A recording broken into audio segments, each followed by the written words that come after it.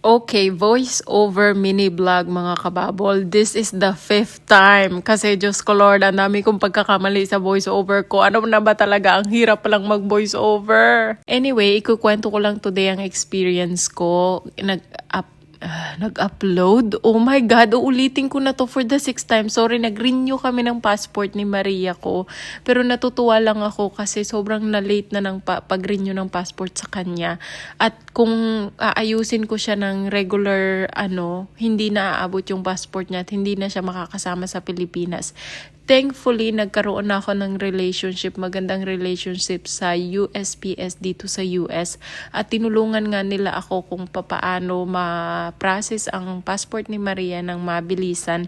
Imbis na mag-antay pa ako ng appointment ko, prinases na nila ako ng regular Monday na usually pwede ka lang mag-line up ng Wednesday lang. So natutuwa naman ako kasi, over the years, nagkaroon ako ng relationship and connection at ngayon ay nakakatulong na siya sa akin. At siyempre, before, lagi ko silang pinapadalahan ng donut sa tuwing nagda-drop off ako ng packages sa kanila kasi nga ang business ko dito ay related sa packages. But anyway, long form? Long form? Ano ang long form? Diyos ko Lord, ano ba to? Anyway, binigyan namin sila ng donut at ayun nga na-process agad-agad ang passport ni Maria at dadating siya before kami umuwi ng Pilipinas. O 'di ba?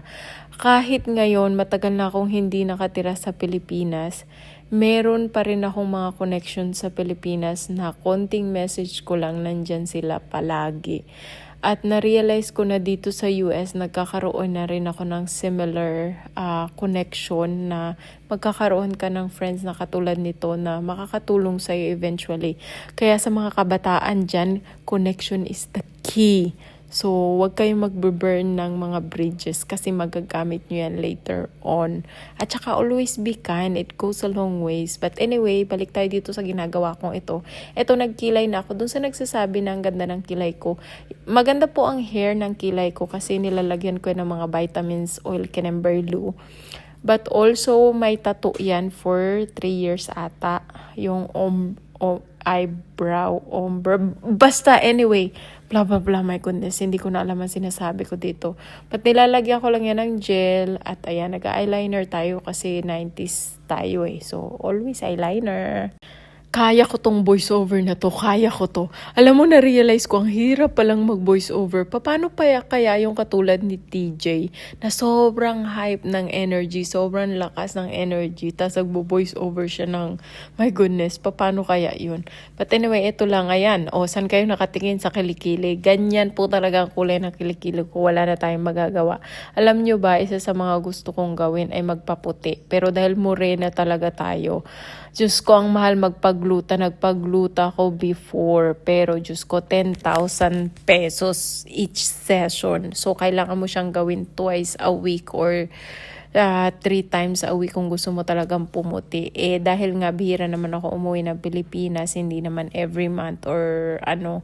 So, hindi ko siya nagagawa. Pag tumira na ako permanently sa Manila, so magagawa ko sigurong magpaputi. Pero ang natural color natin is morena.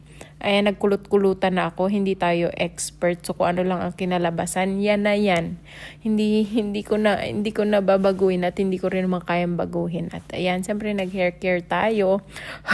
Napagod na ako eh. Uy, grabe, Diyos ko. Ang pagod palang mag-voice over at wala na talaga ako ditong masabi, But anyway, ayan, nakita nyo naman hindi pantay-pantay ang pagkakakulot ko. Pero pag minekos-mekos mo na yan, maganda na rin naman. Okay na. Ayan, favorite product ko talaga itong mga to. Kahit sobrang mahal, pwede na din. Ate, umusad ka na. Wala na ako masabi dito. Okay, tama na yung hair mo. Maganda na. Sobrang mekos-mekos na to. Ano na? Go na. Ay my God. Okay. Tama na, te. Tama na. Ayan. 'Diba? Sana all. But anyway, guess what? Kung anong gagawin ko. Maghuhugas ako ng plato. Maglilinis ako ng kusina. Kahit wala po kayong gagawin, napakasarap maging ritual na ayusin nyo ang sarili nyo. Kahit wala kayong gagawin, kahit nasa bahay lang kayo. Yan sinasabi ko yan sa dalawa kong anak. Hindi porket lalabas ka, mag-aayos ka. Mag-ayos ka para sa sarili mo, hindi para sa ibang tao. So ako talaga kahit nandito lang ako sa bahay, kahit hindi na ako lalabas or lalabas man ako, nag-aayos talaga ako. Kasi napakaganda naman na nakaayos ka kahit para sa sarili mo, 'di ba? But anyway, wala na akong masabi dito mga kababol. Wala na talaga akong masabi. Hanggang dito na lang. Ay, Diyos ko po. Ay, Diyos ko, nakakahingal pala to, no? So, hanggang dito na lang po. Pasensya na kayo. Nagpa-practice pa lang ako mag-voice over at mag-vlog. Thank you so much. At ito lang. Hanggang dito na lang. Bye! Take care!